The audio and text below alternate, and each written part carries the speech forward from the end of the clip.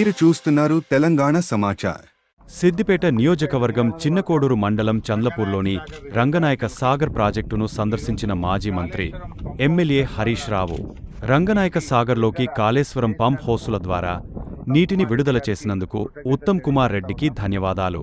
ముఖ్యంగా సిద్దిపేట నియోజకవర్గం రంగనాయక సాగర్ రిజర్వాయర్లోకి ఈరోజు కాళేశ్వరం పంప్ హౌస్ల ద్వారా నీటి విడుదల చేసినందుకు ఉత్తమ్ కుమార్ రెడ్డి గారికి కృతజ్ఞతలు తెలియజేస్తా ఉన్నాం.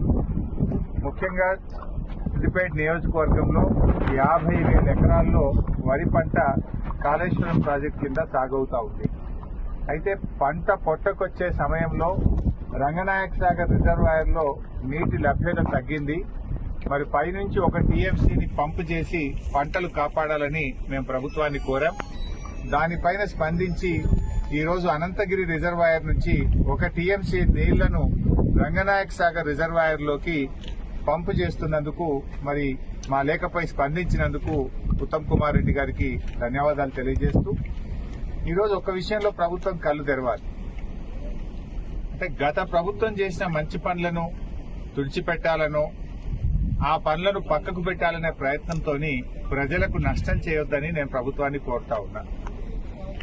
ఈరోజు ఎస్ఆర్ఎస్పీ స్టేజ్ 2 కింద అటు తుంగతుర్తి గాని, సూర్యాపేట గాని, కోదాడ గాని, అదేవిధంగా ఎస్ఆర్ఎస్పీ ప్రాజెక్టులో భాగంగా భూపాలపల్లిలో గాని చాలా చోట్ల పంటలు ఎండిపోతా ఉన్నాయి. గతంలో కాళేశ్వరం ద్వారా నీళ్లు విడుదల చేసి ఎస్ఆర్ఎస్పీ నీళ్లు తగ్గినా కూడా 1 ఎకరా కూడా ఎండకుండా బీఆర్ఎస్ ప్రభుత్వంలో 2 పంటలకు కూడా నీళ్లు ఇచ్చాం. ఇలా కాళేశ్వరం ప్రాజెక్ట్ అంటే 3 బ్యారేజీలు, 15 రిజర్వాయర్లు, 19 సబ్స్టేషన్లు, 20 కిలోమీటర్ గ్రావిటీ కెనాలు, 98 కిలోమీటర్ల ప్రెషర్ మెయిన్ పైప్ లైను, 530 మీటర్ల ఎత్తు లిఫ్టు, 141 టీఎంసీల రిజర్వాయర్ల సామర్థ్యం. ఇదంతా కాళేశ్వరం. వీటన్నిటి సమాహారం కాళేశ్వరం ప్రాజెక్టు. వీటన్నింటిలో 15 రిజర్వాయర్లు బాగున్నాయి, 203 కిలోమీటర్ల టనల్ బాగుంది, 1531 కిలోమీటర్ల గ్రావిటీ కెనాల్ బాగుంది, 19 సబ్స్టేషన్లు 400 కేవీ బాగున్నాయి, 21 పంపింగ్ హౌసెస్ అన్ని కూడా బాగున్నాయి, ప్రెషర్ మెయిన్ పైప్ లైన్లంతా బాగుంది, 3 బ్యారేజీల్లో 2 బ్యారేజీలు ఇంటాక్ట్ ఉన్నాయి. ఆ ఒక్క మేడిగడ్డ బ్యారేజీలో 7 బ్లాకులు ఉంటాయి. 7 బ్లాకుల్లో 1 బ్లాకులో 1 పిల్లర్ మాత్రమే కుంగింది.